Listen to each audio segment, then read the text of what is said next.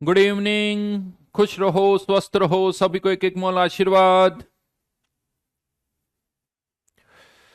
Suraj is asking, sir आप दिखाई क्यों नहीं दे रहे हो? बेटा, मेरे में मिस्टर इंडिया वाली पावर है। तो मैं जब चाहूं गायब हो सकता हूं, जब चाहूं जब दिखाई दे सकता हूं। देखो, अभी दिख रहा हूं क्या मैं तुम्हें? पक्का दिख रहा हूं। अब देखो, गायब होने वाला हूं मैं। गायब हो गया। नहीं दिख रहा हूं ना मैं? आवाज तो आ रही है लेकिन मेरी। चलो वापस दिख जाता हूं। है ना जादू?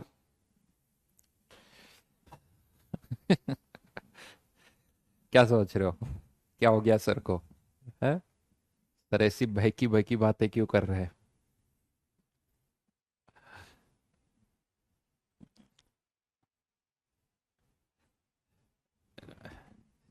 कुछ नहीं बेटा, चाय पीती मैंने। तुम और कुछ मतलब मत निकालो।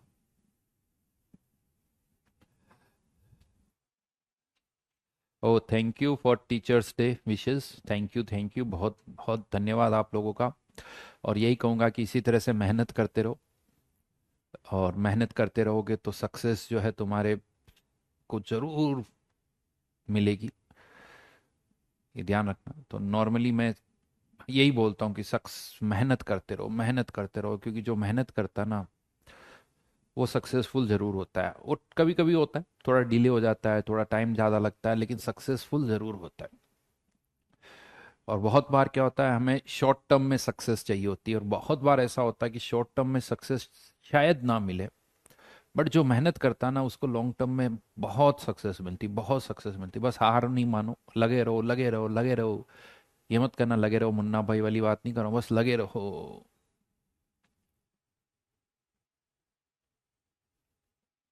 हम्म,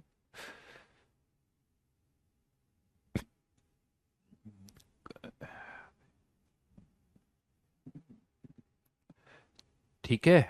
तो चलो, बस डेफिनेटली वापस यही कहूंगा कि अगले से अगले साल तुम किसी अच्छे से इंजीनियरिंग कॉलेज में, मतलब आईआईटीज में पढ़ो। और भी अच्छे कॉलेजेस हैं, ऐसा नहीं, आईआईटीज के अलावा भी अच्छे अच्छे कॉलेजेस हैं।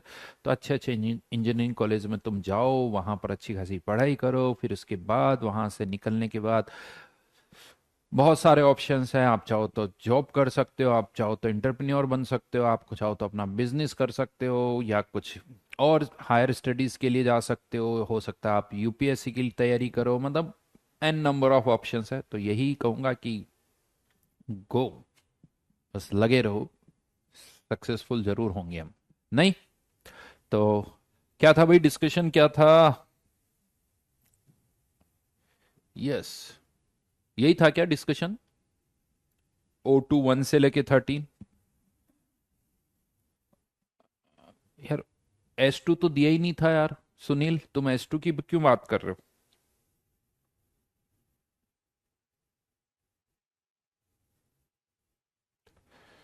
यार, कमेंट नहीं दिख रहे आप लोगों के। Who?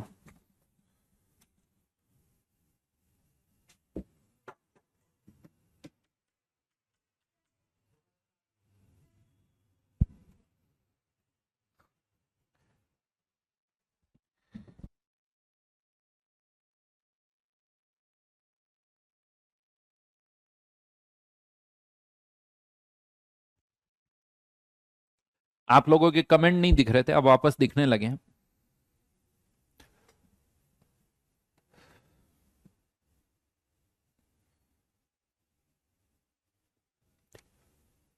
38 39।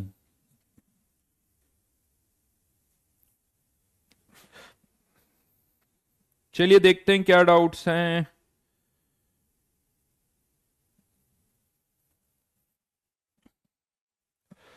Question number 38।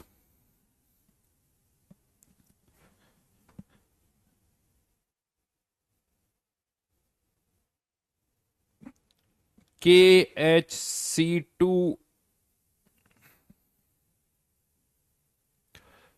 KHC2O4, plus twice H2C2O4 की रिएक्शन हो रही है H2O2 के साथ। यहां कार्बन +3 में है, ये भी कार्बन +3 में। कार्बन का हो जाएगा ऑक्सीडेशन, H2O2 का फिर क्या होगा, रिडक्शन। इसका ऑक्सीडेशन हो रहा है तो इसका क्या होगा, रिडक्शन, यानी ये किस में चला जाएगा, H2O में। इसका एन फैक्टर 2, इसका एन फैक्टर कितना होगा, number of carbon atom, number of carbon atom कितने दिख रहे हैं, 2+4, 2+4, इसका एन फैक्टर कितना हो गया, 6। अब बताइए, अभी भी कुछ डाउट है या हो जाएगा अब। Calculate millimoles of the compound, millimoles बताने, मान लो इसके n मिलीमोल्स रिएक्ट करते हैं तो n × 6, H2O2 का कितना लीटर, 3 लीटर। मिलीमोल्स बताने तो लीटर को किस में लिख दिया मैंने, ml में। हाँ, लेकिन इसकी मोलरिटी इनटू इसका एन फैक्टर, इसका एन फैक्टर 2। अब क्वेश्चन आता है कि इसकी मोलरिटी कितनी होगी। तो H2O2 की मोलरिटी के लिए हमें क्या दे रखा है, इसकी वॉल्यूम स्ट्रेंथ। वॉल्यूम स्ट्रेंथ कितनी दे रखी, 2.8। 2.8 इंटू, यहां आप थोड़ी सी गड़बड़ कह सकते हो, वैसे तो हम 11.35 यूज करते हैं, लेकिन आपको समझ में आ रहा है यहाँ 11.35 से कुछ आंसर बड़े अजीब से आएंगे, तो 11.2 कर दो। तो 11.2 करने पर ये कितने टाइम्स आ जाएगा, हाँ, तो ये 1/4 हो जाएगा। m = 1/4, सही किया ना मैंने, हाँ। तो m की वैल्यू 1/4 पुट कर दो, यहां से नंबर ऑफ मिलीमोल्स निकल के आ जाएंगे। अब बोलिए क्या डाउट है इसमें। Question number 38। क्वेश्चन नंबर 39 में बहुत सारे कार्बन है भाई, सबको कंसिडर करना होगा। NaH2, sorry, NaHC2O4 dot 2H2C2O4 dot 3K2C2O4 plus 4 times Al2C2O4 whole thrice. शायद इससे बड़ा कंपाउंड तुमने आज तक कभी देखा नहीं होगा, FeC2O4। और मुझे भी नहीं पता कि सही में ये एग्जिस्ट करता है भी नहीं करता है, ये तो ठीक है क्वेश्चन बना दिया।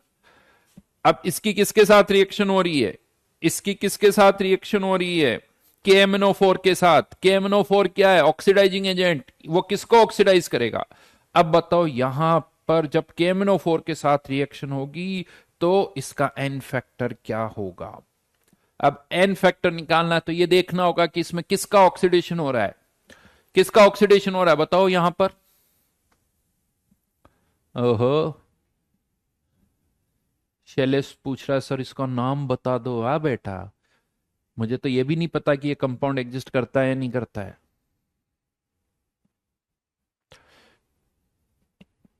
यहां पर एक तो कार्बन का ऑक्सीडेशन हो रहा है, तो 2 कार्बन तो यहां दिख रही है, 4 कार्बन यहां दिख रहे हैं, 6 कार्बन यहां दिख रहे हैं। यहां कितने, 6+6 × 4, 24 कार्बन यहां दिख रहे हैं, यहां और 6 दिख रहे हैं। ये तो नंबर ऑफ कार्बन एटम्स हो गए 36, 40, 42। लेकिन एक जगह गड़बड़ हो रही है बेटा, इसका एन फैक्टर 42 नहीं है, इसका एन फैक्टर 42 नहीं है। क्यों, ये Fe नहीं दिख रहा तुम लोगों को, ये Fe किस स्टेट में है, +2, और Fe का भी ऑक्सीडेशन होगा। तो कितने आयरन है, 3, तो Fe+2 से +3, तो कार्बन का भी ऑक्सीडेशन, आयरन का भी ऑक्सीडेशन, तो ये 3 और ऐड होगा, तो इसका एन फैक्टर आएगा 45। समझ में आई बात, समझ में आई बात। बेटा FeC2O4 पर ही क्वेश्चन करवा चुका हूं, ऐसा नहीं कि नहीं करवाया। FeC2O4 का एन फैक्टर निकाला हुआ है आपने, यहां पर भी FeC2O4 है। यही प्रॉब्लम होती है, दिखता ही नहीं है, बस कार्बन का ऑक्सीडेशन हो रहा है, आयरन नहीं दिख रहा। हाँ, एल्यूमिनियम का नहीं होगा क्योंकि एल्यूमिनियम अपनी ऑलरेडी हाईएस्ट ऑक्सीडेशन स्टेट में है, +3 में, इसलिए एल्यूमिनियम का नहीं होगा। आगे बढ़िए।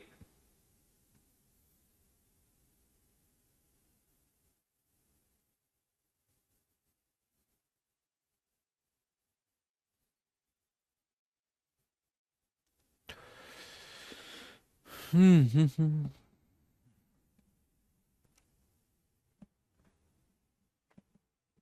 Got it. अब किसी ने लिखा सर 41 में N2H4 कौन सी ऑक्सीडेशन स्टेट में जा रहा है, नहीं पता चलेगा। अभी ना उसकी जरूरत ही नहीं है, अभी ना उसकी कोई जरूरत नहीं है।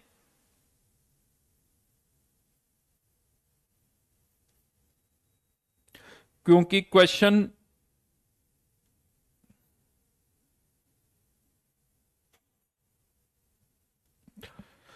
नंबर 41 में K2Cr2O7 की रिएक्शन हो रही है N2H4 से, ठीक है।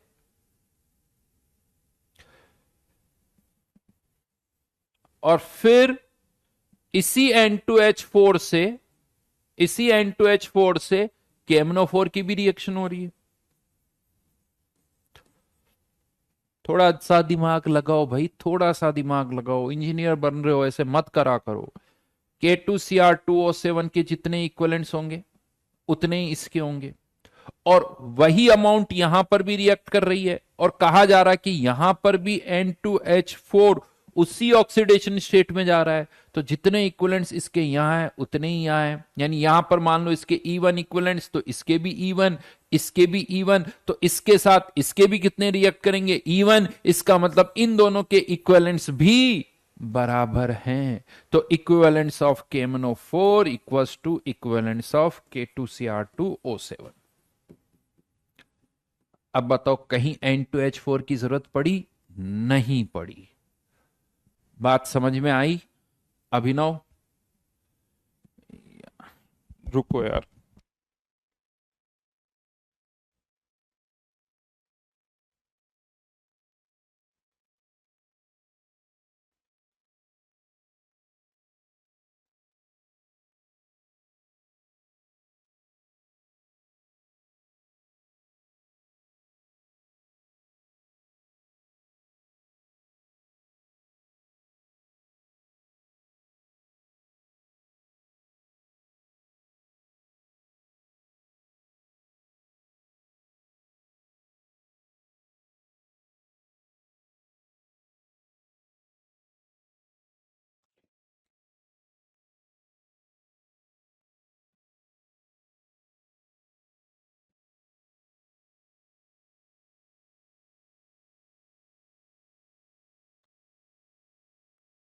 वेट करिए।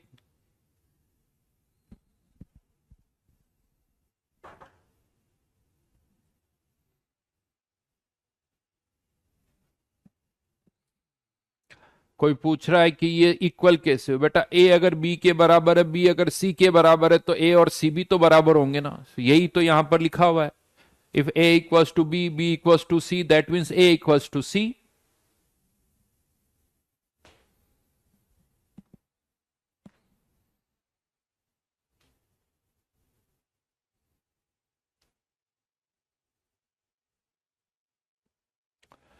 डन।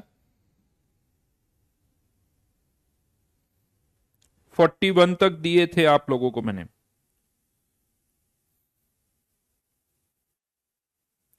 चलिए आगे बढ़ते हैं। S1 पर आ जाइए। S1 में क्या होमवर्क था? 23 से 28, 23 से 28।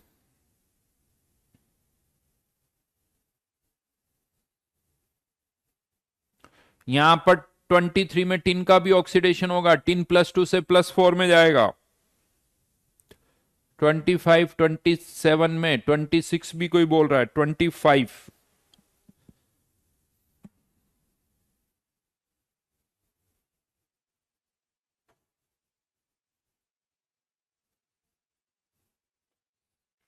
ये बड़ा अच्छा क्वेश्चन है। Question number 25। 520 ग्राम मिक्सचर है Fe2O3 का और FeO का, और इस मिक्सचर की हम किसके साथ रिएक्शन करवा रहे हैं? KMnO4 के साथ। इसकी किसके साथ रिएक्शन करवा रहे हैं? KMnO4 के साथ। क्वेश्चन ये आता है कि KMnO4 क्या दोनों के साथ रिएक्ट करेगा या किसी एक के साथ करेगा?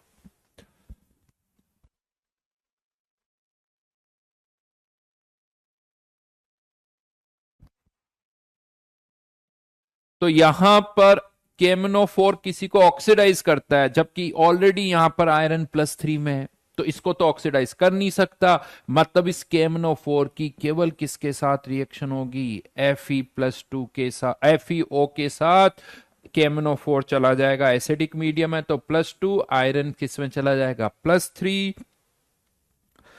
तो KMnO4 के इक्विवेलेंट से FeO के इक्विवेलेंट, उसे FeO के मोल्स, FeO के मोल्स से FeO का मास आ जाएगा, तो बचा हुआ मास किसका हो जाएगा? Fe2O3 का। Fe2O3, यही बोला बेटा, Fe2O3 के साथ कोई रिएक्शन नहीं होगी क्योंकि ऑलरेडी आयरन +3 में है।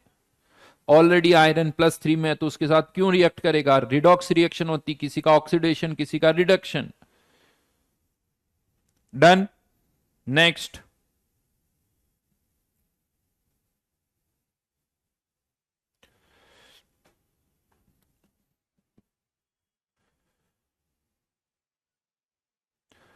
क्वेश्चन नंबर 26 भी उसी तरीके से है। 26 में भी KMnO4 की रिएक्शन केवल किसके साथ होगी?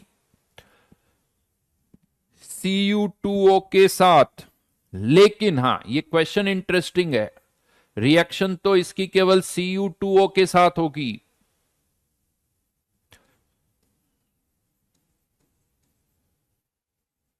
बट अब इससे कॉपर+2 प्लस Mn+2 एसिडिक मीडियम है, इसके भी एक्स मोल, इसके भी एक्स मोल्स। क्यों एक्स एक्स माना है हमने? क्योंकि इक्विमोलर मिक्सचर दे रखा है। क्वेश्चन पढ़ो, 26 में इक्विमोलर मिक्सचर है, तो इसके भी एक्स, इसके भी एक्स।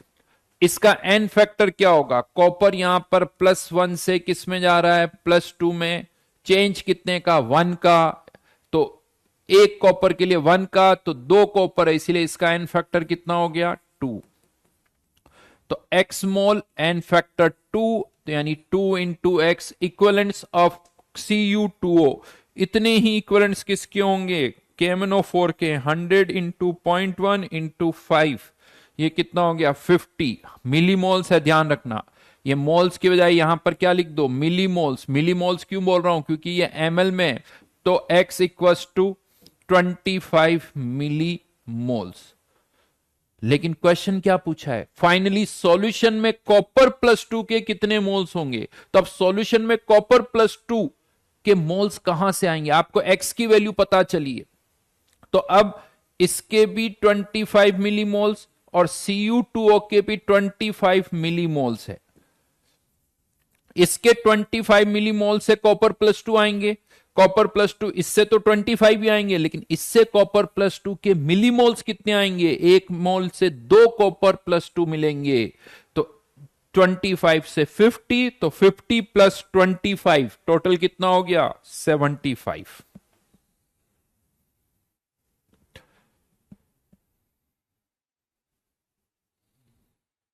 बेटा पूरा ही करवा दिया मैंने, 25 कृष्णा पूरा ही करवाया है। अब खुद करो, सब हो जाएगा। सॉल्यूशन भी दे रखा है, देखो उसको ढंग से।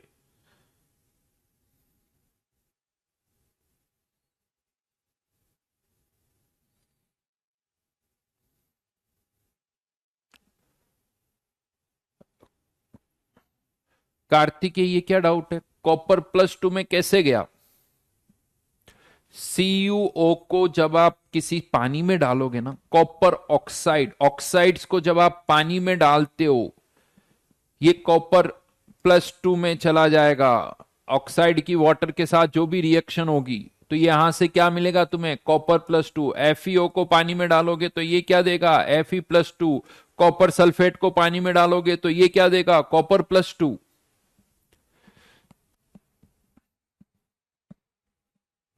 समझ में आई बात?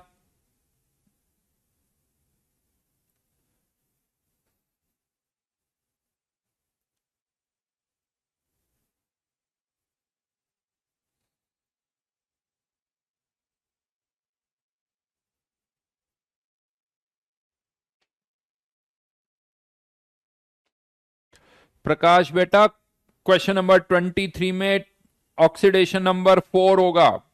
SnC2O4 का ऑक्सीडेशन नंबर 4 होगा।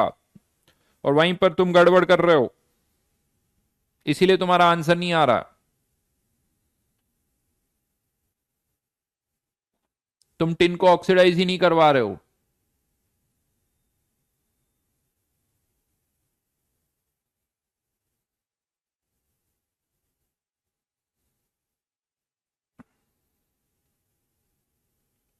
और क्या दिया था क्वेश्चन नंबर 28 तक?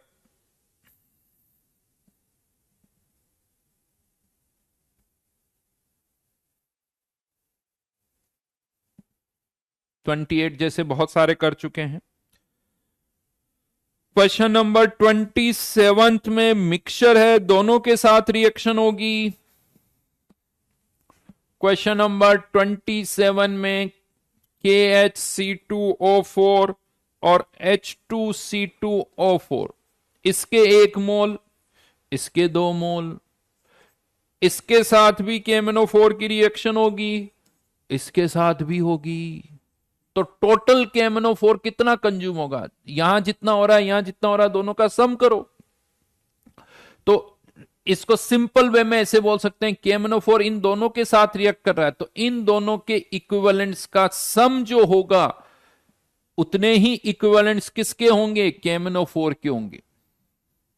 इतने ही इक्विवेलेंट्स, इन दोनों के इक्विवेलेंट्स का सम, तो इसके इक्विवेलेंट्स कितने हैं? इसके मोल्स 1, इसका एन फैक्टर 2, इसका, इसके मोल्स 2 और इसका एन फैक्टर भी 2, equals to equivalents of KMnO4। समझ में आ गई ये लाइन? इन दोनों के इक्विवेलेंट्स का सम, बिकॉज KMnO4 दोनों के साथ रिएक्ट कर रहा है भाई। अरे सिद्धांत बेटा, Cu2 और ऑक्सीडाइज होके Cu+2O में चला गया ना, क्या दिमाग का दही कर रहे हो यार?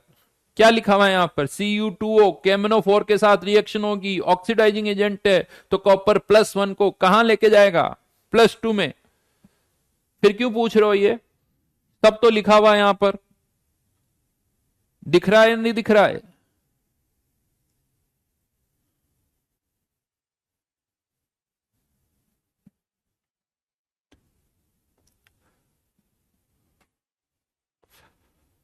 बहुत बढ़िया तनिष्क,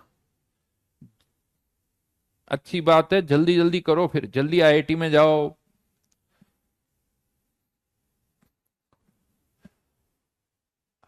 हाँ लेकिन थोड़े फिर अरबों रुपए कमाने पड़ेंगे यार तुम्हें।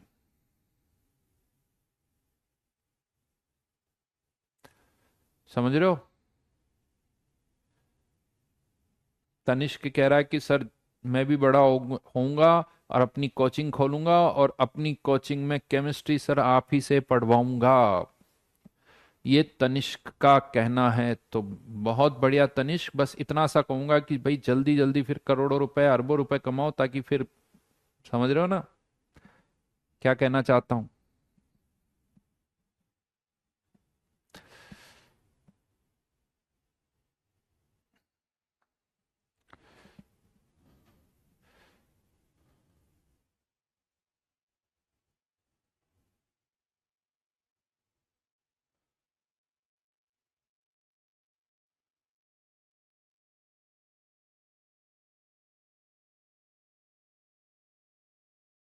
हाँ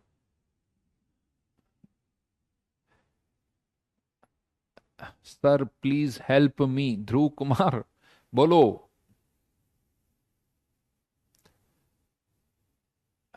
तनिष्क कह रहा सर मैथ्स फिजिक्स भी पढ़ानी है। वो तुम्हारा लुकआउट है बेटा, मुझे नहीं पता इससे, तुम जो चाह रहे हो, मैं तो तुम्हारे ख्वाब पूरे करने के लिए तरीका बता रहा हूं।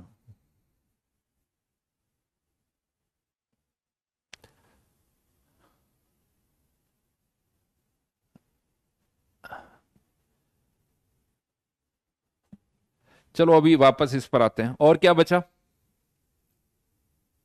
28 तक दिए थे, हो जाएंगे। O2 में 1 से लेके 13 तक।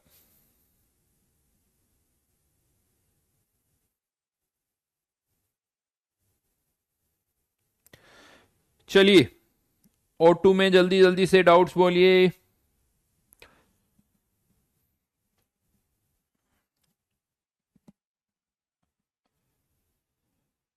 3, 7, 8, 9, 10। वाह बेटा, तुम तो ऐसे लाइन से डाउट पूछते हो ना।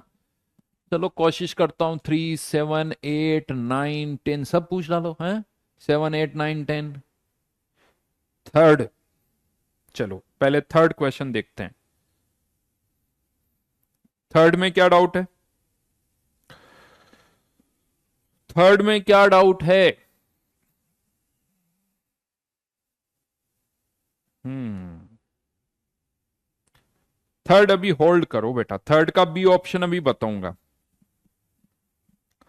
थर्ड का बी ऑप्शन होल्ड करो, अभी आया नहीं है, बट उसका एन फैक्टर 1 नहीं होगा। क्यों नहीं होगा? उसके लिए थोड़ा वेट करो। अच्छी बात है, ढूंढ के लाओ, वेरी गुड। बट थर्ड का आंसर सही दे रखा, इट इज ACD। बट उसका तरीका अलग होगा। दिल्ली में तो किसी को डाउट नहीं ना, थर्ड के दिल्ली ऑप्शन में H2PO4 दे रखा है। ये एक ही H प्लस आयन लूज करता है, इससे ज्यादा नहीं कर सकता। यार कुछ गड़बड़ लिख रही लग रही है, एक सेकंड रुको।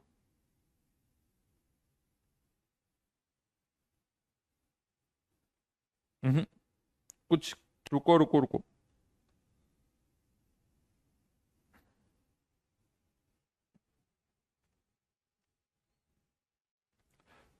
थर्ड का दिल्ली ऑप्शन, ये एच ये H3PO4 होगा, थोड़ा करेक्शन करना।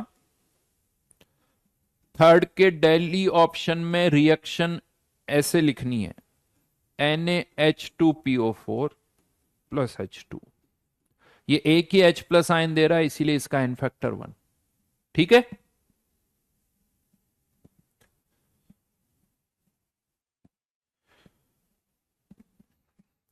Question number fourth. Question number fourth में क्या डाउट है भाई? Na plus half H2 converting into NaH।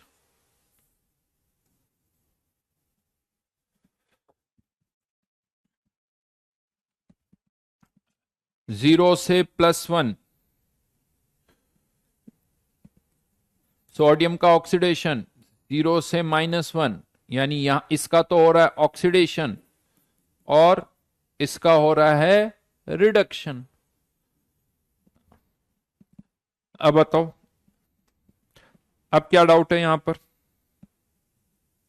कौन पूछ रहा है यार फोर्थ? क्यों टाइम खराब कर रहे हो हैं? किसने पूछा फोर्थ?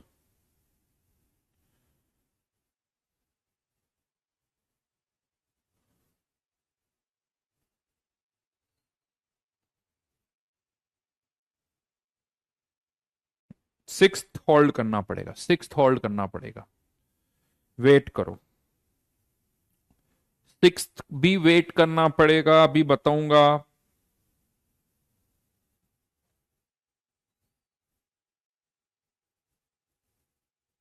सेवंथ कर सकते हो, क्वेश्चन नंबर सेवंथ कर सकते हो। इनफैक्ट क्लास में ही करवा चुका हूं इसी तरह का क्वेश्चन। सिक्स्थ को होल्ड कर दो, बट सेवंथ हो जाएगा। आगे बढ़ो।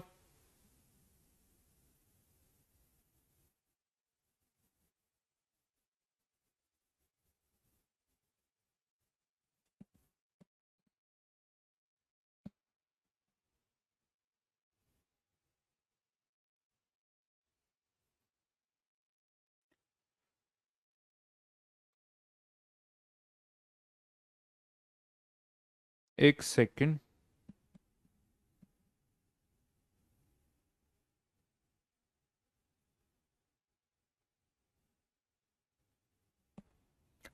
अभिनव सही कह रहा है, क्वेश्चन नंबर फोर्थ में, क्वेश्चन नंबर फोर्थ में पूरी लाइन पढ़ो, लिखा हुआ है B option, question number fourth का बी ऑप्शन।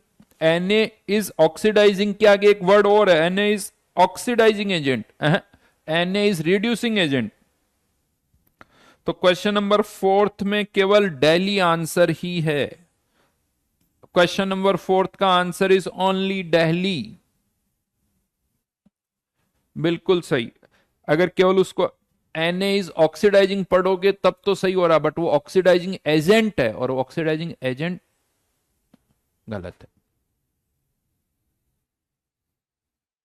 ठीक है, सॉरी, गलत है भाई, गलत है। ओके, मान लिया भाई, मेरी गलती मान ली, क्योंकि मैंने केवल ऑक्सीडाइजिंग पढ़ा तो मुझे लगा ये तो बड़ा आसान है यार, इसमें क्यों पूछ रहे हो, लेकिन मुझे लगता है ये आंसर भी उसी तरीके से निकाला गया।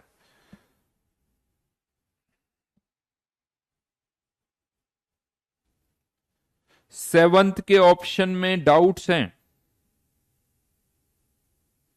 इनकरेक्ट पूछा है, क्वेश्चन नंबर सेवंथ में इनकरेक्ट पूछा है। सारे आंसर चेक करवा लो तुम मुझसे। फिफ्थ का आंसर आ रहा है या नहीं आ रहा? क्वेश्चन नंबर 5 के आंसर सही है या नहीं है, बता दो, जल्दी से बताओ। क्वेश्चन नंबर 5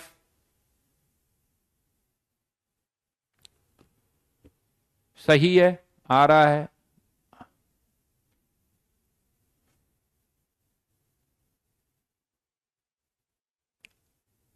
सही है, सही है, फिफ्थ डन। चलो, फिफ्थ की तो स्टोरी खत्म। सेवंथ में कुछ डाउट है किसी को? सेवंथ में किसी को कोई डाउट है? सेवंथ के आंसर सही है या नहीं है? इनकरेक्ट मार्क करना है, ध्यान रखना।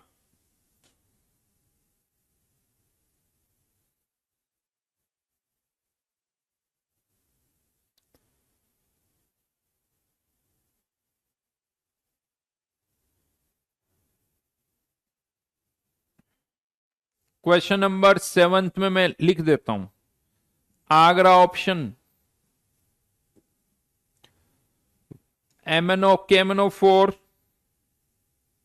1/5 एसिडिक मीडियम है, तो आयरन के मोल्स जो कंज्यूम होंगे 10 मोल नहीं होंगे, 5 होंगे, तो आगरा ऑप्शन फॉल्स, आगरा ऑप्शन फॉल्स। बॉम्बे K2Cr2O7, K2Cr2O7 का इन फैक्टर 6, ये भी गलत हो गया, ये भी गलत हो गया। सी ऑप्शन, इस Cu2S का एन फैक्टर, Cu2S में कॉपर भी ऑक्सीडाइज हो रहा है, सल्फर भी हो रहा है, तो ऑक्सीडेशन नंबर 2 और 8 हो जाएगा, into 8 equals to n into, sorry, हाँ, एन इंटू KMnO4 का एन फैक्टर, एसिडिक मीडियम है, कितना होगा 5, तो ये आंसर कितना आ जाएगा 16/5, विच इज 3.2। ये ऑप्शन भी गलत, ए बी सी तीनों ही गलत है। डी ऑप्शन करवा लो तुम मेरे से मेहनत है, 2/8 डिवाइडेड बाय n इंटू 6, सही है ये option, true.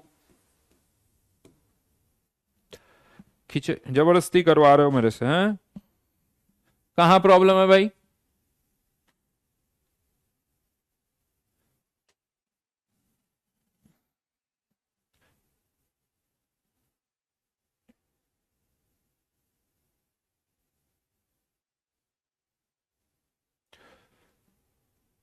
Priyanshu, question number 4 के बी ऑप्शन में लिखा हुआ है कि Na इज ऑक्सीडाइजिंग एजेंट, जबकि वो हाइड्रोजन को रिड्यूस कर रहा है, तो सोडियम ऑक्सीडाइजिंग एजेंट नहीं है, सोडियम रिड्यूसिंग एजेंट है।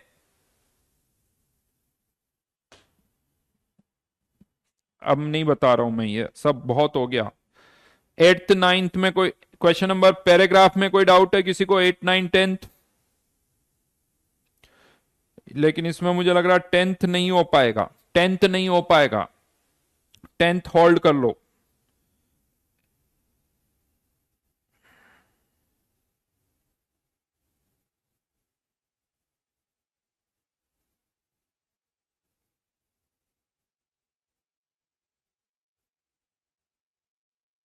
एट्थ हो जाएगा, 9th हो जाएगा,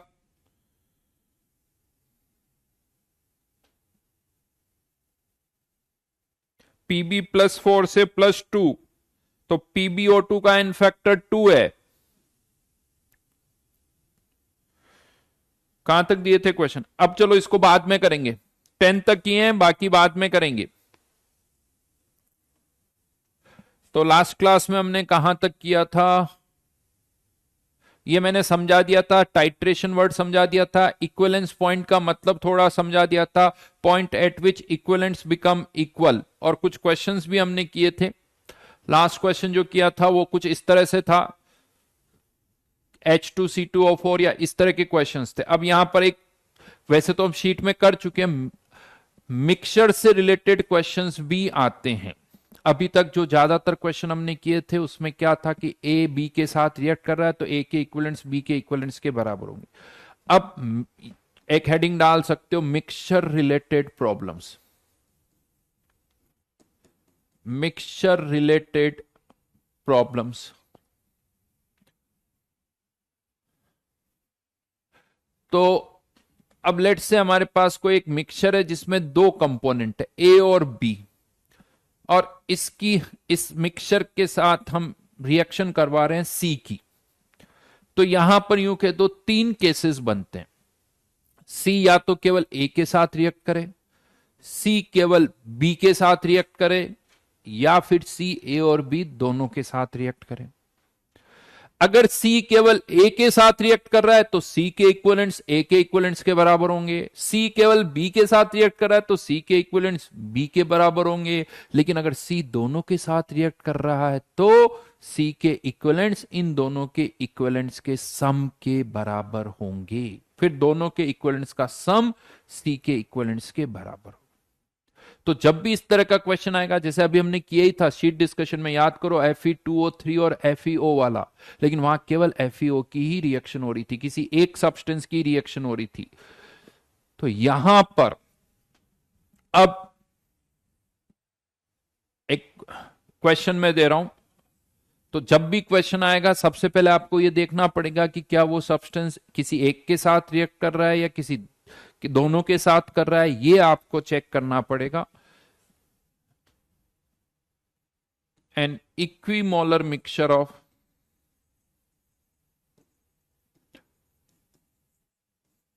FeO and Fe3O4 is oxidized by 4 moles of K2Cr2O7. Find moles of each in original mixture.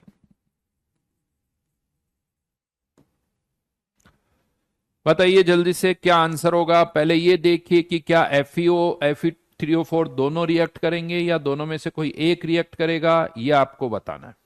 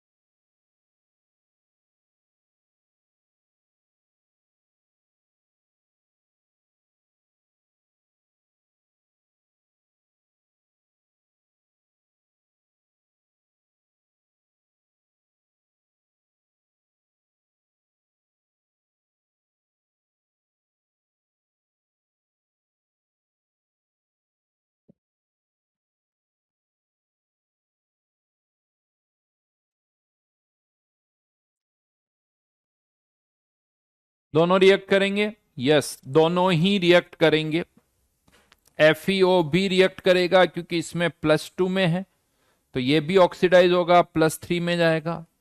और Fe3O4, इसमें अगर हम आयरन का ऑक्सीडेशन नंबर देखें तो 8/3, हमें एवरेज से मतलब है। मैंने आपको पहले ही कहा था कि एक कंपाउंड में हमें एवरेज ऑक्सीडेशन नंबर से मतलब है, तो ये भी ऑक्सीडाइज होके किस में जा रहा है, +3 में। यानी K2Cr2O7 की FeO के साथ भी रिएक्शन होगी, Fe3O4 के साथ भी रिएक्शन होगी, दोनों की रिएक्शन होगी।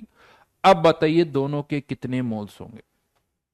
आंसर मैं देख पा रहा हूं 12, 18, 48, 6, 12, 18, 48।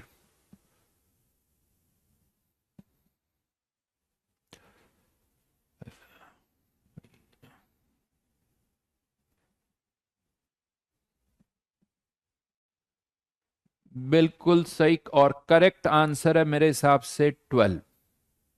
करेक्ट आंसर है 12। सबसे पहला काम, इन दोनों के क्या निकालो, एन फैक्टर। Fe+2 से +3, इसका एन फैक्टर भी 1। यहां पर चेंज निकालोगे तो वो हो रहा है 1/3 का, लेकिन यहां 3 आयरन है, तो 3 × 1/3, इसका एन फैक्टर भी 1। इसका भी 1, इसका भी 1। अब यहां पर क्या हो रहा है, KMnO4 की दोनों के साथ रिएक्शन हो रही है, तो equivalents of FeO plus equivalents of Fe2O, Fe3O4 equals to equivalents of K2Cr2O7। Equimolar mixture है, इसके भी एक्स मॉल, इसके भी एक्स मॉल, इसका एन फैक्टर भी 1, इसका एन फैक्टर भी 1, इक्वल्स टू K2Cr2O7 के 4 मोल्स, K2Cr2O7 का एन फैक्टर सबको पता है 6, तो 2x equals to 24, x equals to 12।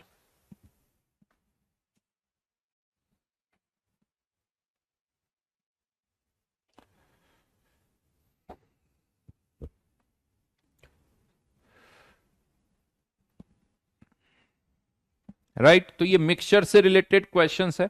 यहां पर इक्विमोलर दे रखा था, इसीलिए हमने दोनों के x और x मान लिया। अगर ऐसा नहीं होता, मान लो एक के x दूसरे के y मानते। इस तरह से हमेशा जब भी मिक्सचर आए, मोल कॉन्सेप्ट में भी मैंने यही बताया हुआ है, जब भी मिक्सचर आए सबसे पहले उनके मोल्स या मिली मोल्स मान लीजिए।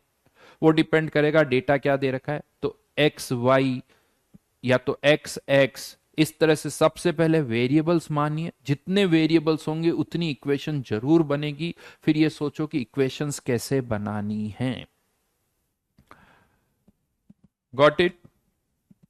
अब देखो सिंपल सी बात है, अभी यहां पर Fe और इन्हीं इसका इसका भी ऑक्सीडेशन हो रहा है, इसका भी, यहां पर भी आयरन का, यहां पर भी आयरन का।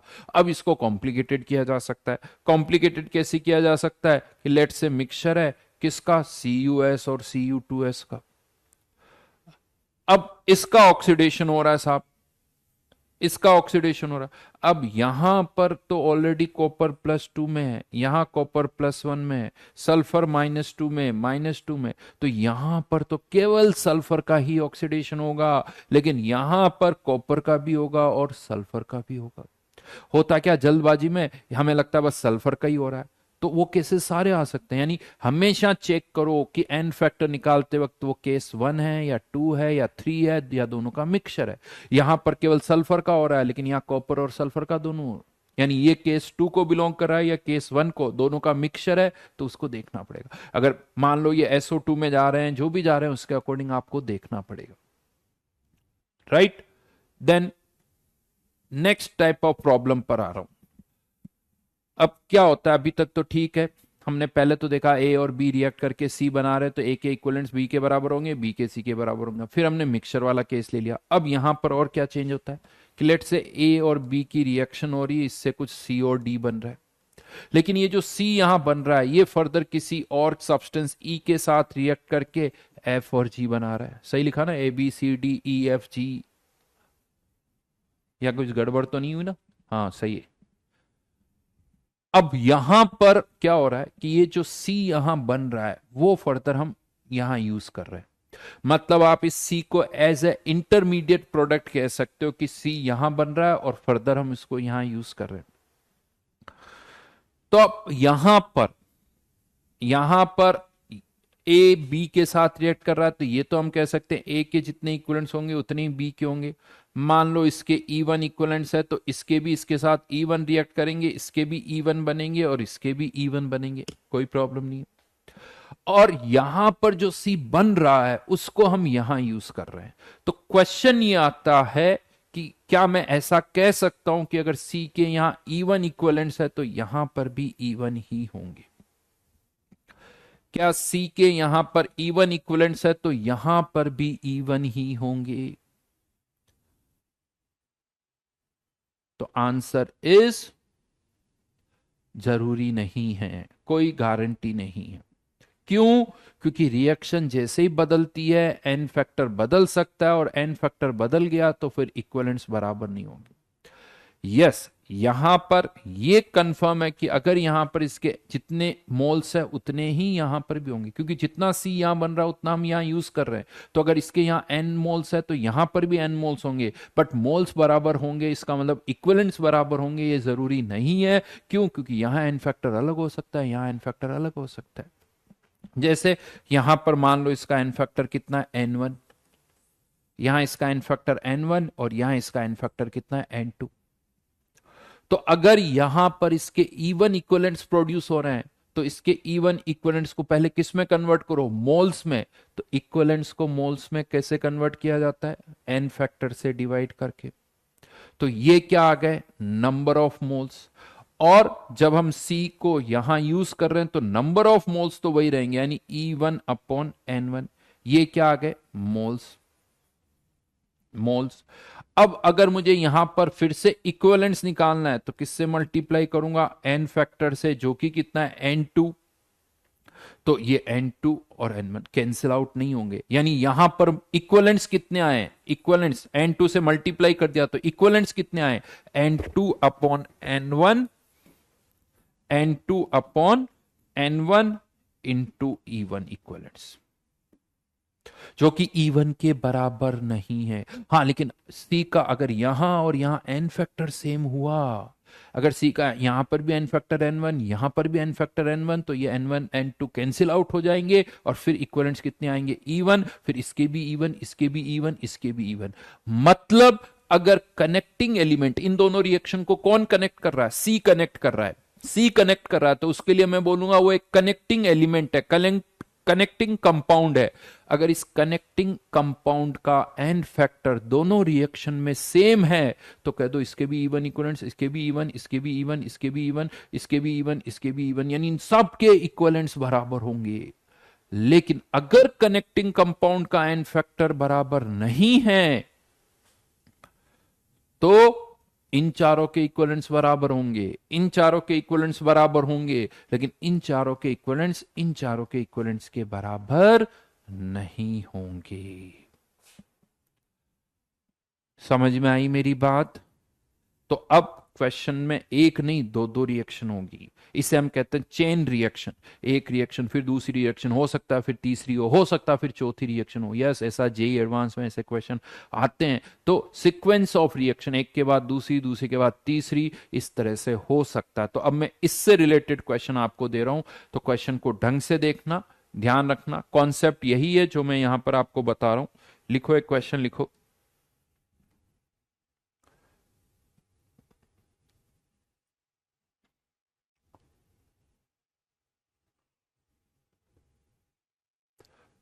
$50 ml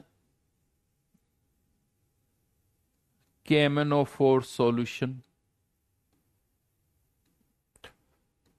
is mixed with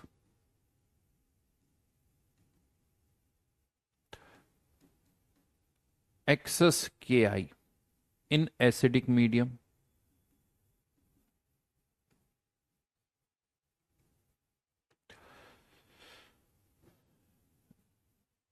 Evolved iodine, evolved iodine, यहां से इवन आपको रिएक्शन भी पता चल जाएगी कि KI की KMnO4 के साथ रिएक्शन हो रही। इवोल्ड आयोडीन मतलब KI से क्या प्रोड्यूस हो रही है, आयोडीन। इवोल्ड मतलब वो गैसेस फॉर्म में इवोल्ड हो रही है, यूं मान लो। इवोल्ड आयोडीन इज कलेक्टेड, यानी एक बीकर में रिएक्शन हो रही थी, यूं मान लो, तो आयोडीन गैस बनी जो कि इवोल्ड हो गई, जैसे ऑक्सीजन गैस इवोल्ड होती।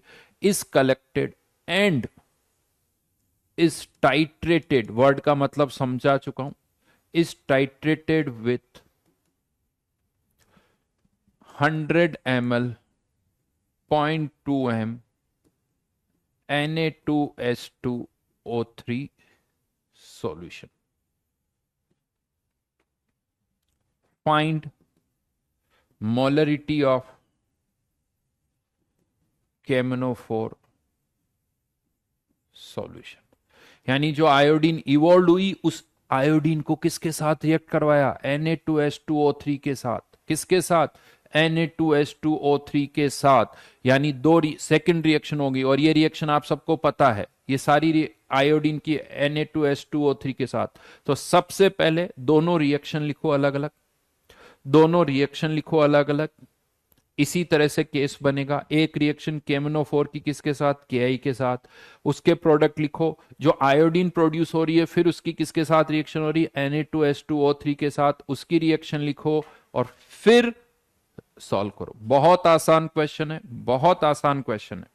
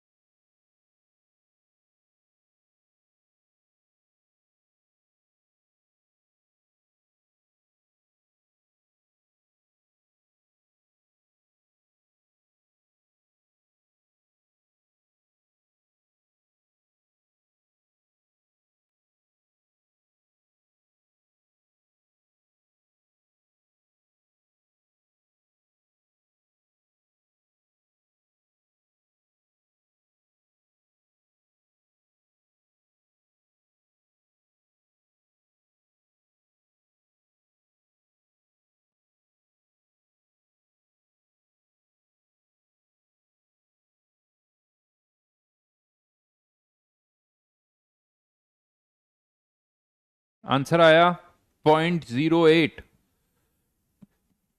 Molarity of KMnO4।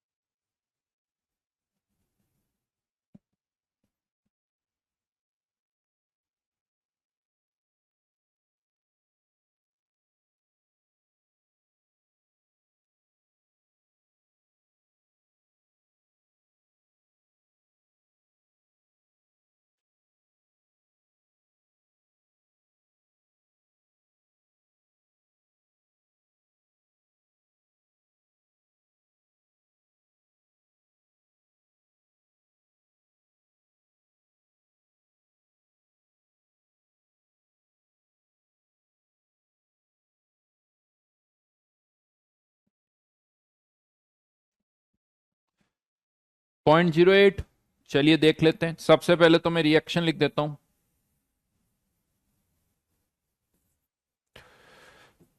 KMnO4 की रिएक्शन हो रही है किसके साथ, Ki के साथ। इससे क्या प्रोड्यूस हो रही है, आयोडीन, और एसिडिक मीडियम है तो ये +2 में जाएगा। और ये जो आयोडीन यहां प्रोड्यूस हो रही है इसको हम किसके साथ रिएक्ट करवा रहे हैं, Na2H2O3। ठीक है, और यहां पर इसको फिर क्या किया जाता है, ये I- और Na2S4O6।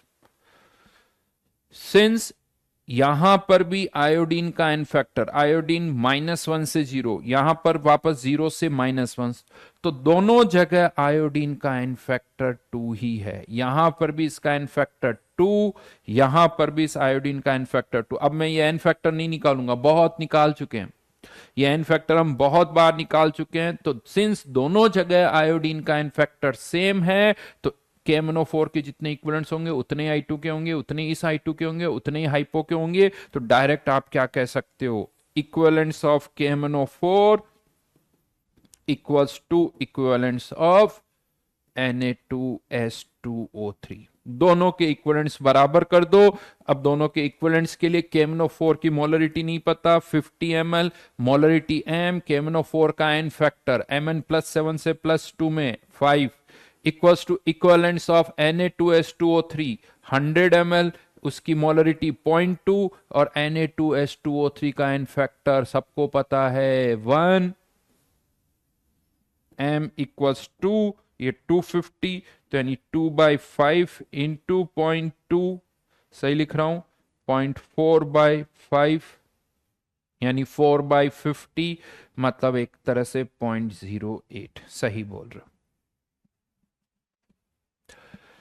और इसी को पता आप क्या बोलते हो, वैसे इस नाम की कोई जरूरत नहीं है, मैं आपको बता दूं, हमें इस नाम की कोई जरूरत नहीं है, but this is known as iodometry.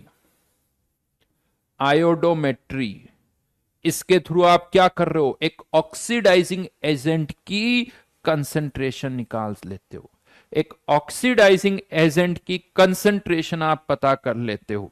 एक वर्ड और आता है वो भी बताऊंगा, आयोडीमेट्री, वो भी बताऊंगा, लेकिन वर्ड से कोई कनेक्शन नहीं है आपको ये वर्ड्स, क्योंकि बहुत बार क्या होता है आयोडो और आयोडीमेट्री में कंफ्यूजन होता है। आयोडीमेट्री में हमें कोई आपसे इनकी डेफिनेशन नहीं पूछने वाला, उल्टा हो जाता, अब आयोडो किसे बोले आयोडी किसे बोले, हमें उससे कोई लेना देना ही नहीं है, हमें तो इससे मतलब है। अब इसमें कोई लिख देता है कि इन आयोडोमेट्रिक टाइट्रेशन, अरे उससे फर्क क्या पड़ रहा है, ये कंपाउंड तो लिखेंगे ना, हमें कंपाउंड से मतलब, हमें आयोडो आयोडी से मतलब नहीं है। हाँ, बट एक आयोडोमेट्रिक टाइट्रेशन में क्या होता है, एक ऑक्सीडाइजिंग, जनरल थोड़ा सा ज्ञान दे रहा हूं मैं जिसकी जरूरत नहीं है फिर भी दे रहा हूं, एक ऑक्सीडाइजिंग एजेंट की कंसंट्रेशन निकालनी है तो आयोडो, थोड़ा सा रिलेट कर सकते हो, ऑक्सीडाइजिंग एजेंट तो यहां, क्योंकि फर्क केवल कहां, यहां डी और यहां ओ, तो ऑक्सीडाइजिंग तो ओ, और एक रिड्यूसिंग एजेंट की कंसंट्रेशन निकालनी है तो आयोडीमेट्रिक। रिड्यूसिंग वाला क्वेश्चन भी करवाऊंगा, बट वो कुछ क्वेश्चन स्पेशल नहीं है, वो क्वेश्चन स्पेशल नहीं है, उसमें क्या किया जाता है वो भी थोड़ा सा हिंट दे देता हूं। चलो, क्वेश्चन आयोडीमेट्री वाला क्वेश्चन जो होता है उसमें क्या किया जाता है कि एक रिड्यूसिंग एजेंट होता है, उसमें हम क्या करते हैं आयोडीन डाल देते हैं, ये रिड्यूसिंग एजेंट इस आयोडीन को रिड्यूस कर देता है, लेकिन यहां आयोडीन जो हम लेते हैं वो ज्यादा अमाउंट में लेते हैं, तो ये आयोडीन कुछ बच जाती है, उस बची हुई आयोडीन को फिर किसके साथ टाइट्रेट करते हैं, हाइपो के साथ। तो हमें पता होता है कि हमने आयोडीन के कितने मोल्स लिए, 10 मोल, उसमें से कुछ यहां रिएक्ट करेंगे कुछ यहां रिएक्ट करेंगे, राइट, टोटल यहां पर रिएक्ट करेंगे, तो पहले तो किसके साथ मिक्स कर दिया, रिड्यूसिंग एजेंट, आर ए मतलब क्या है, रिड्यूसिंग एजेंट, रिड्यूसिंग एजेंट, आवाज नहीं आ रही क्या मेरी, आ तो रही है यार जबरदस्ती, तो रिड्यूसिंग एजेंट है आर ए, तो पहले रिड्यूसिंग एजेंट के साथ रिएक्ट कर जाएगा, अब जो बची हुई आयोडीन है उसको हम किसके साथ रिएक्ट करवाते हैं, हाइपो के साथ, तो आयोडीन कुछ यहां रिएक्ट करी कुछ यहां रिएक्ट करी, तो यहां पर आपकी इक्वेशन क्या बन जाएगी, equivalents of reducing agent plus equivalents of Na2H2O3 equals to equivalents of iodine. हमें आयोडीन के इक्विवेलेंट्स पता होंगे, इक्विवेलेंट्स ऑफ हाइपो पता होंगे, उससे क्या निकाल सकते हो आप, इक्विवेलेंट्स ऑफ रिड्यूसिंग एजेंट।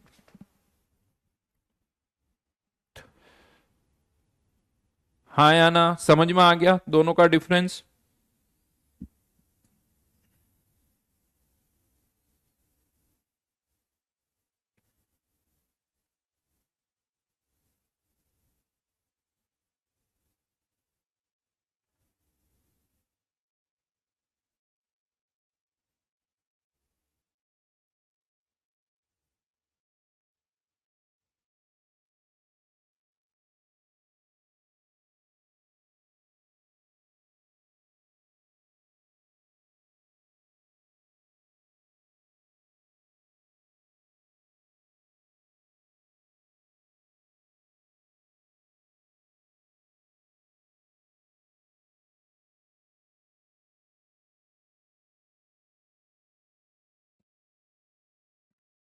बस जैसे ही पूछो समझ में आ गया, एक बार फिर से बता दो, एक बार फिर से बता दो, वंस मोर वंस मोर। भाई ये कोई अरिजीत सिंह का गाना थोड़ी सुन रहे हो जो वंस मोर, सर एक बार वापस बताओ, हाँ, सम क्यों हो गया, तो पहले भी हुआ था, कौन सी बड़ी बात है, जब ये आयोडीन कुछ यहां रिएक्ट करी, आयोडीन इसके साथ भी रिएक्ट करी, आयोडीन इसके साथ भी रिएक्ट कर रही है। मैंने तुम्हें भी पैसे दिए, तुम्हारे दोस्त को भी पैसे दिए, तो टोटल पैसे कितने दिए, सम ही करोगे ना। हैं? तुम्हें भी 100 रुपए दिए, तुम्हारे दोस्त को 500 दिए, तो ऐड ही करूंगा। ये मत कहना सर उसे 500 क्यों दिए, मुझे 100 क्यों दिए। अरे ऐड ही करोगे ना, तो आयोडीन कुछ यहां रिएक्ट करी, कुछ यहां रिएक्ट करी, तो टोटल आयोडीन कितनी रिएक्ट करी, दोनों को ऐड करो। दोनों को ऐड कर दो। यहाँ आयोडीन के कुछ इक्विवेलेंट्स रिएक्ट करें, मान लो यहाँ 5 इक्विवेलेंट्स रिएक्ट करें, यहाँ 2 इक्विवेलेंट्स रिएक्ट करें। अब अगर मान लो इसके 5 है, इसके 2 है, तो टोटल आयोडीन के कितने इक्विवेलेंट्स रिएक्ट करेंगे। अगर इसके 5 है तो यहाँ 5, इसके 2 है तो यहाँ इसके 2, तो टोटल आयोडीन के कितने रिएक्ट करेंगे, 7।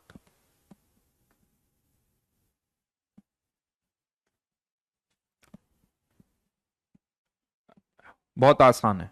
और एक क्वेश्चन इसी तरह के पहले भी कर चुके हैं, कोई बड़ी बात नहीं। इसे मिक्सचर की तरह मान लो, इसे मिक्सचर की तरह मान लो। मिक्सचर में ये दोनों प्रेजेंट और आयोडीन इन दोनों के साथ रिएक्ट कर रहा है। मिक्सचर में ये दोनों प्रेजेंट है, आयोडीन इन दोनों के साथ रिएक्ट कर रहा है, दोनों के साथ रिएक्ट कर रहा है, तो इन दोनों के इक्विवेलेंट्स का सम किसके बराबर हो जाएगा, इक्विवेलेंट्स ऑफ आयोडीन के बराबर हो जाएगा। बेटा मेरे को गाने बहुत कम आते हैं, तो मैं अरिजीत सिंह नहीं, मेरे को बस नाम पता है। गाने सुन लेता हूँ, गाने अपने लिए सब चलते हैं, मतलब सब सुनना, मतलब क्योंकि ऐसा नहीं कि यार नहीं यार ये गाना बड़ा अच्छा है, ये अच्छा नहीं है। अपना कोई ओपिनियन नहीं होता।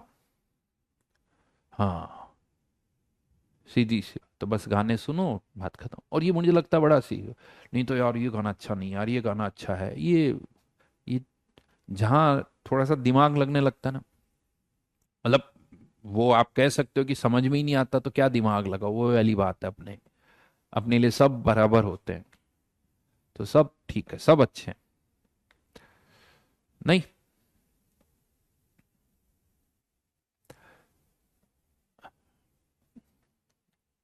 चलो एक और क्वेश्चन दे रहा हूं, लेकिन अभी क्वेश्चन इस पर नहीं दे रहा हूं, ये तो मैंने ऐसे ही वर्ड आपको बता दिए।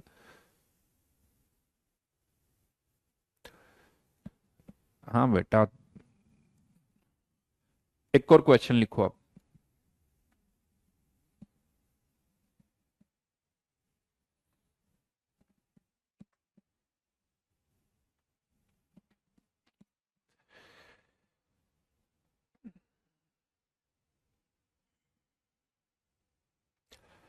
$50 ml KiO3 ढंग से देखना, is mixed with excess Ki, evolved iodine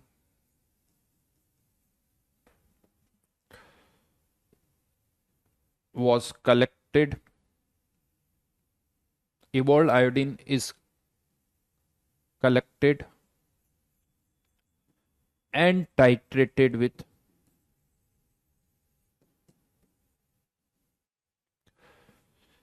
100 ml 0.4 m Na2S2O3. Find molarity of KiO3 solution.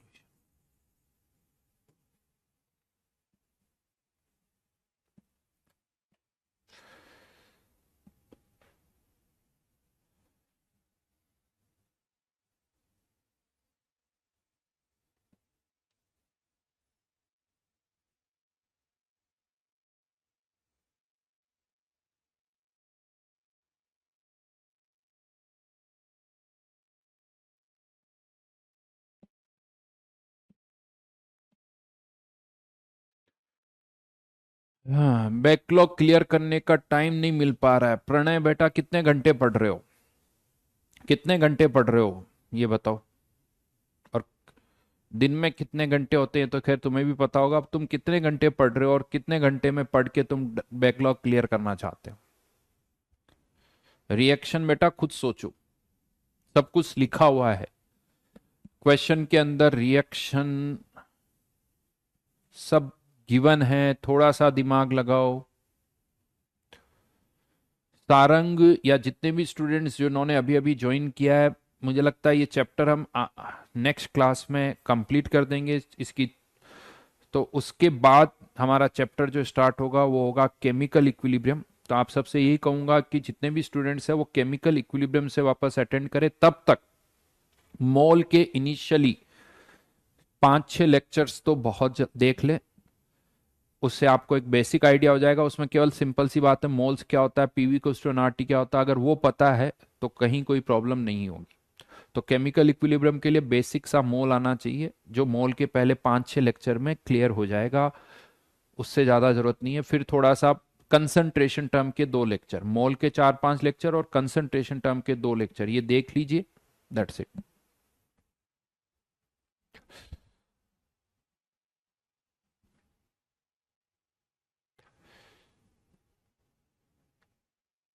Answer बताइए ढंग से करना।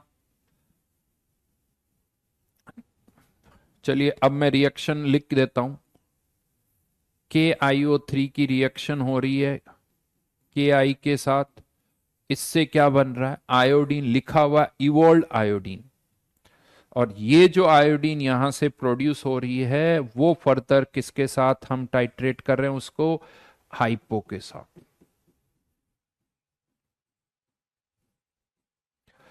ये रिएक्शन कुछ लग रहा है कि देखी हुई है, कुछ जानी पहचानी रिएक्शन लग रही है क्या ये?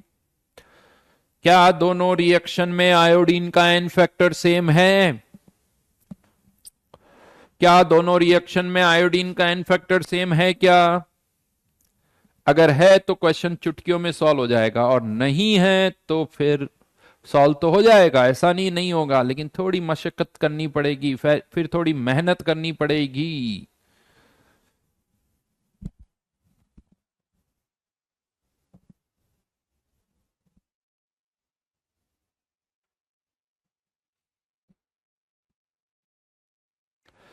पहली रिएक्शन में आयोडीन का एन फैक्टर कितना है, फर्स्ट रिएक्शन में आयोडीन का एन फैक्टर कितना है?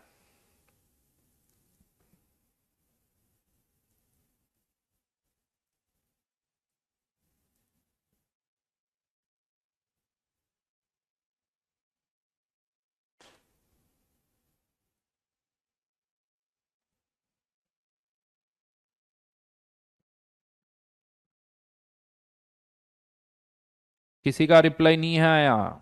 फर्स्ट रिएक्शन में आयोडीन का एन फैक्टर कितना है?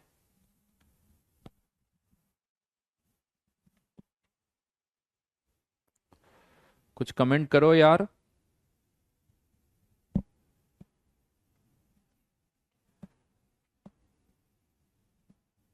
अच्छा यार, एक कमेंट का तो 5/6 या 5/3, थोड़े पन्ने पलटो पीछे के, देखो कहीं हमने इस तरह से एन फैक्टर निकाला या नहीं निकाला है।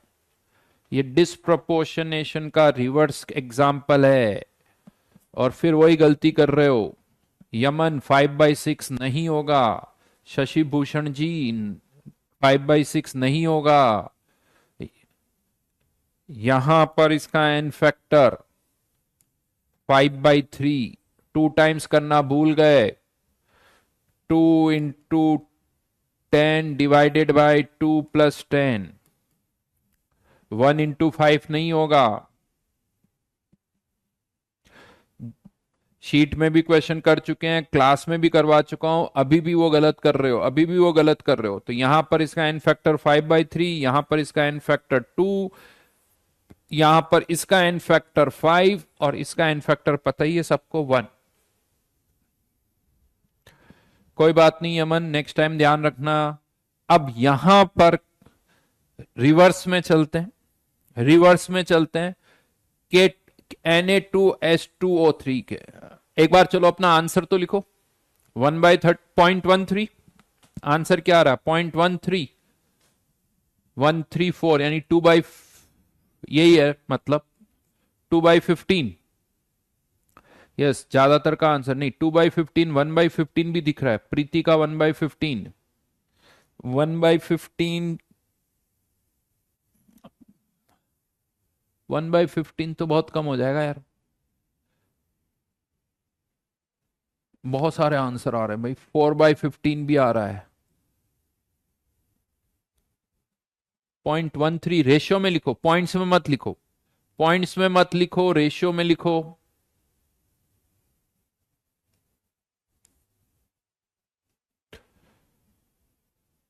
रेशियो में ही लिखो आंसर। किसी का 40/3 भी आ रहा है, 2/15, 4/3, और आंसर लिखो। फिर रुक गया कमेंट।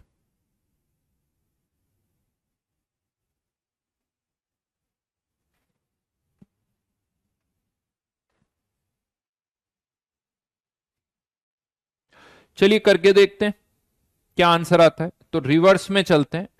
100 × 0.4, इसका एन फैक्टर 1 × 1, तो ये कितने होंगे? 40 मिली इक्विवेलेंट्स। लिखने का तरीका देखना कैसे करना है। 40 मिली इक्विवेलेंट्स, तो इसके भी मिली इक्विवेलेंट्स कितने होंगे? 40 ही होंगे। लेकिन यहीं पर अब इसके 40 मिली इक्विवेलेंट्स नहीं बोल सकते, क्योंकि यहां एन फैक्टर अलग है, यहां एन फैक्टर अलग है। तो क्या करें, यहां पर एन फैक्टर से डिवाइड करके इसको मिली मोल्स में कन्वर्ट करो। तो 40/2 इसका एन फैक्टर मिली मोल्स, यानी इसके कितने मिली मोल्स हो गए? 20। इसके 20 मिली मोल्स, यहां आप क्या लिखोगे? 20 मिली मोल्स। अब यहां पर फिर से इसको किस में कन्वर्ट करोगे? इक्विवेलेंट्स में। तो इसका एन फैक्टर 5/3, और ये इस आयोडीन के इक्विवेलेंट्स है, तो इतने ही इक्विवेलेंट्स यहां पर लिख रहा हूं, है ना। यहां पर चलो नीचे 20 × 5/3, ये equivalents of iodine equals to equivalents of KiO3, और KiO3 के moles volume 50 ml into molarity m, n factor 5। तो 5 से 5 कैंसिल, यहां पर m इक्वल्स टू कितना आ जाएगा जी? 2/15। Answer is 2/15।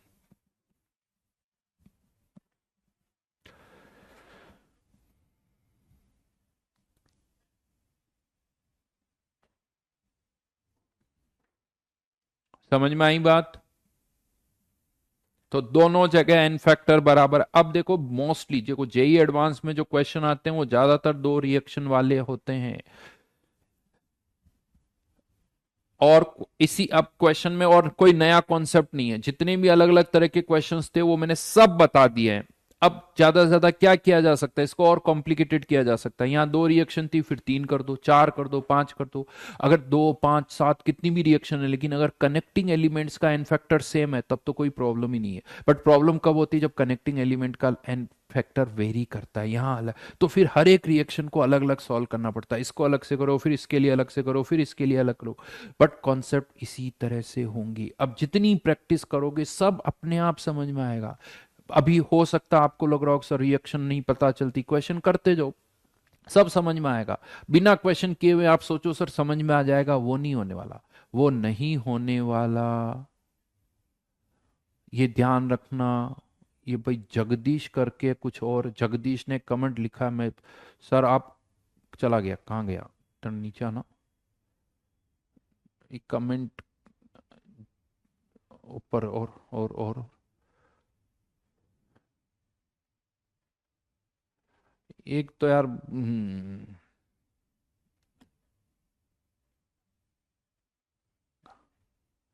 भाई बार बार मत लिखा करो यार सर। चलो ठीक है, जगदीश ने कुछ कमेंट लिखा है, वापस लिख देना। करो देखिए रिफ्रेश वापस, मुझे लग रहा है फिर कुछ अटक गए। हाँ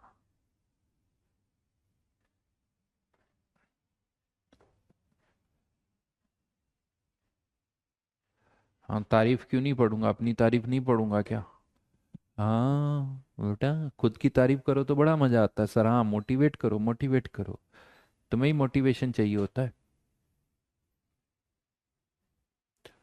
KiO3 को क्यों 2 से डिवाइड करेंगे? KiO3 का एन फैक्टर 5 है, इसका एन फैक्टर 5, इक्वलेंट्स दोनों के बराबर कर लिए, दैट्स इट।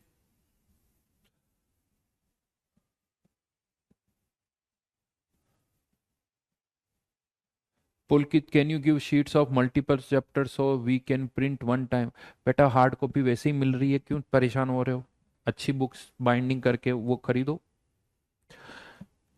चलिए अब इसी में मैं आपको अभी एन फैक्टर वाले कुछ केसेस और भी बाकी है, एन फैक्टर के कुछ केसेस और भी बाकी है, तो केस 4 पर आ रहा हूं।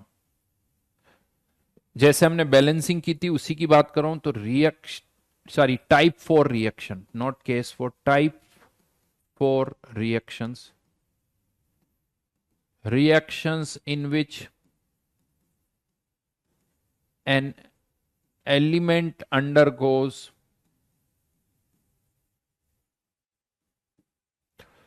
partial oxidation or reduction।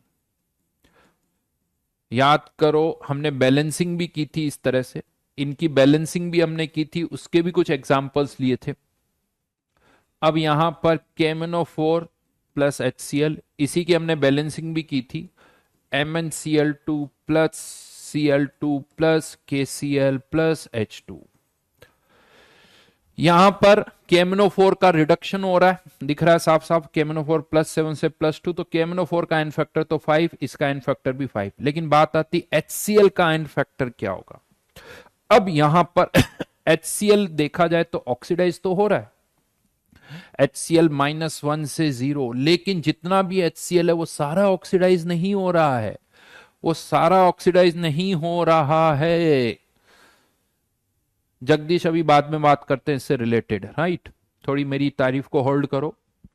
हाँ, बड़े अच्छे अच्छे वर्ड तुमने लिखे हैं, अद्भुत, अविश्वसनीय, अकल्पनीय, आदित्य, बहुत सारे अच्छे अच्छे वर्ड्स हैं, लेकिन अभी इस पर फोकस कर रहे हैं।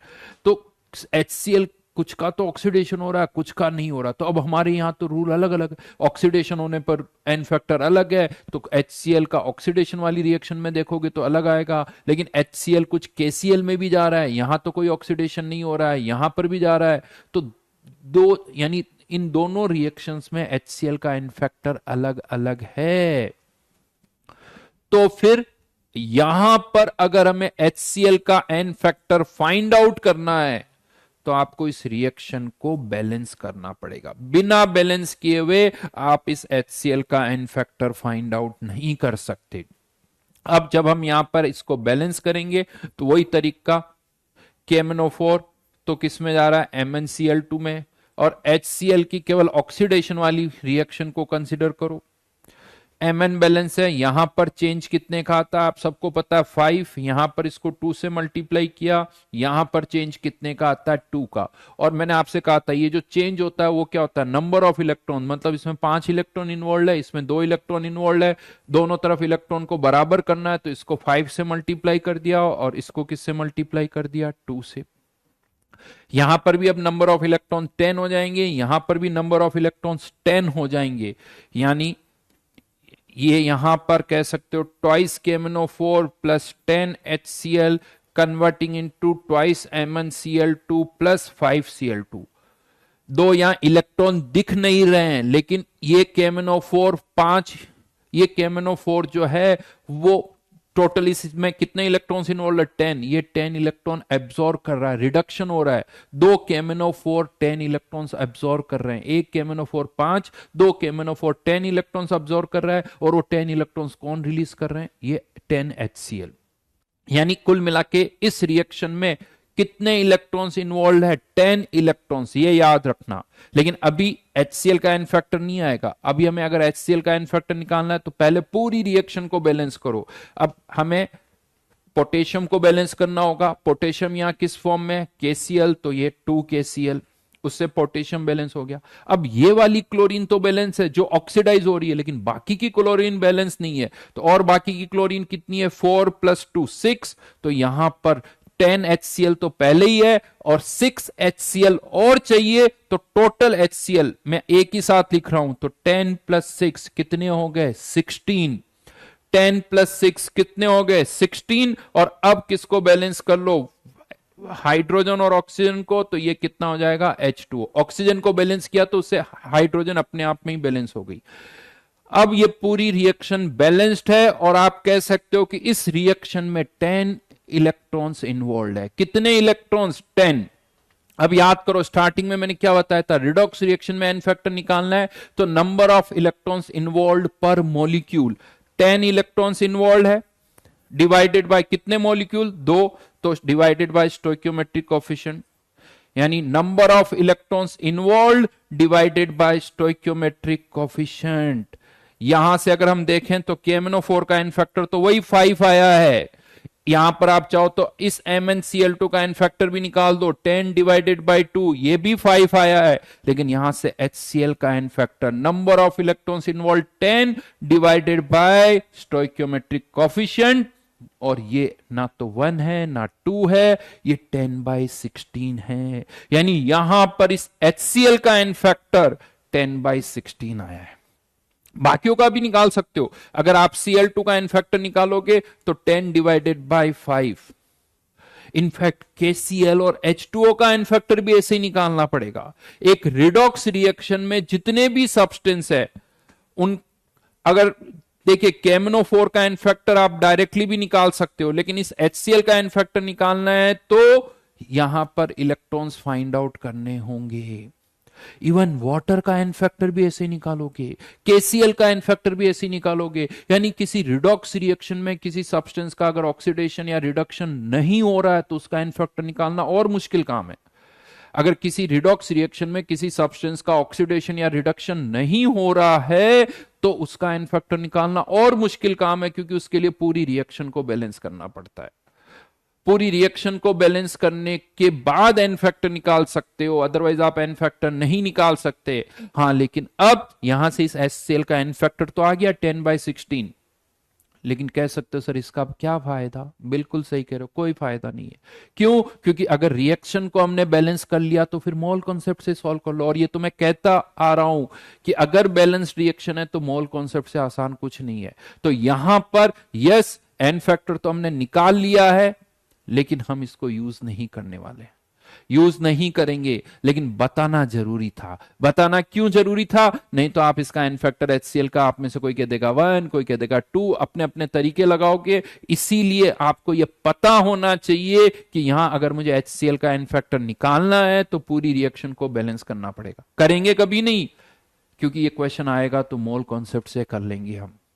लेकिन अगर मैं नहीं बताऊंगा तो गारंटीड आप कह दोगे नहीं सर हमने तो इसको केस 1 की तरह कर लिया, कोई कह देगा केस 3 की ले रहा है, कर लिया, ऐसे कर लिया। भैया ना तो यहां केस 1 लगेगा, ना केस 2 लगेगा, ना केस 3 लगेगा, ये तो कुछ और ही तरीका है।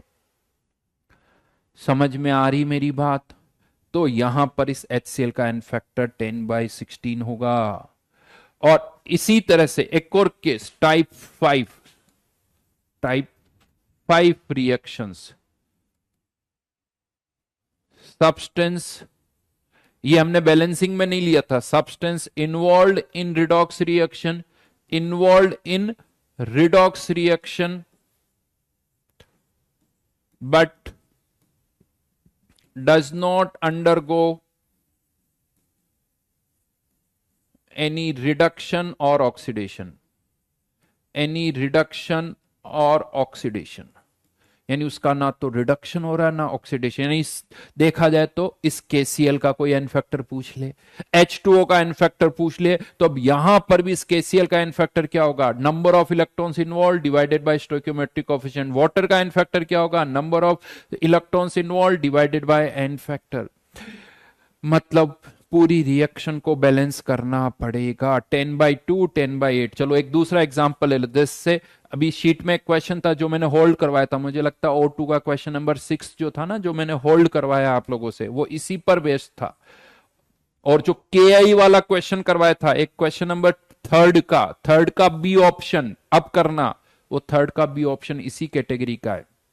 वहां KI का कुछ का ऑक्सीडेशन हो रहा है, कुछ का नहीं हो रहा, तो वहां KI का एन फैक्टर ऐसे ही निकालना पड़ेगा। Question number 3। क्वेश्चन नंबर जो 6 था वो शायद इसी कैटेगरी का था कि NaCl plus NaClO3 plus H2O। यहां पर अगर आपको इस NaOH का एन फैक्टर निकालना है तो पूरी रिएक्शन को बैलेंस करना होगा। NaOH का ना तो रिडक्शन हो रहा है, NaOH का ना ऑक्सीडेशन हो रहा है। हाँ, क्लोरीन, ये डिस्प्रोपोर्शनेशन की रिएक्शन है, क्लोरीन का एन फैक्टर निकाल सकता हूं, इसका एन फैक्टर निकाल सकता हूं, ये सब ऑलरेडी हमें पता है। 5/3 ये पता है, 1 इसका एन फैक्टर पता आपको 5। लेकिन अगर आपको इसका एन फैक्टर निकालना है तो रिएक्शन को बैलेंस करना पड़ेगा। रिएक्शन को बैलेंस करके वही नंबर ऑफ इलेक्ट्रॉन्स इन्वॉल्व पर मोलिक्यूल करके देखना, सब समझ में आ जाएगा।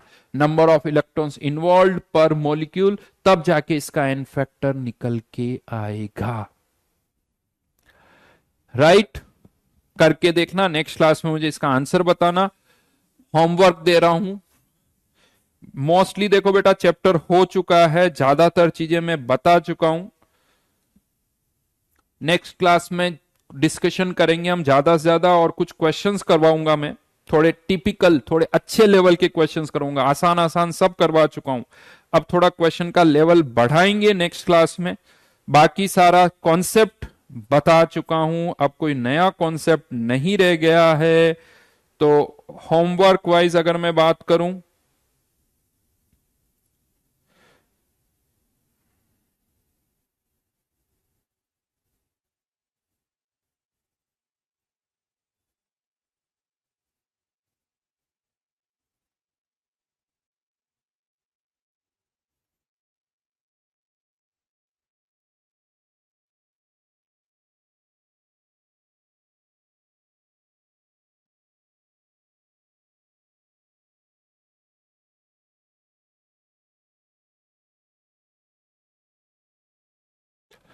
S1 में शायद हम कहां तक कर चुके हैं, 28 तक जा, हाँ।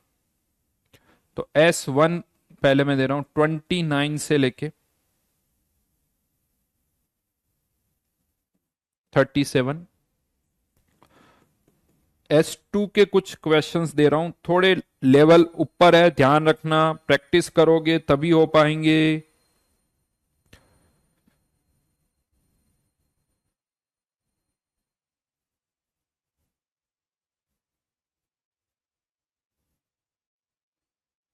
वन से लेके 5 तक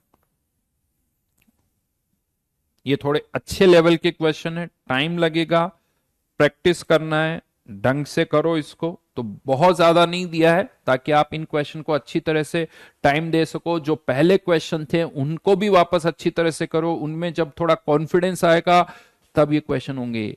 यहां पर थोड़ी प्रॉब्लम होगी, सर रिएक्शन क्या लिखूं, हाथ पैर मारो, थोड़ा ट्राई करो, थोड़ा हिट एंड ट्राई करोगे, सब क्वेश्चन के अंदर है, बट थोड़े सोचना पड़ेगा अलग अलग एंगल से कि ऐसे नहीं ऐसे कर लेते, ऐसे नहीं ऐसे कर लेते। थोड़ा दिमाग चलाओगे तब अपने आप सारी चीजें समझ में आएगी।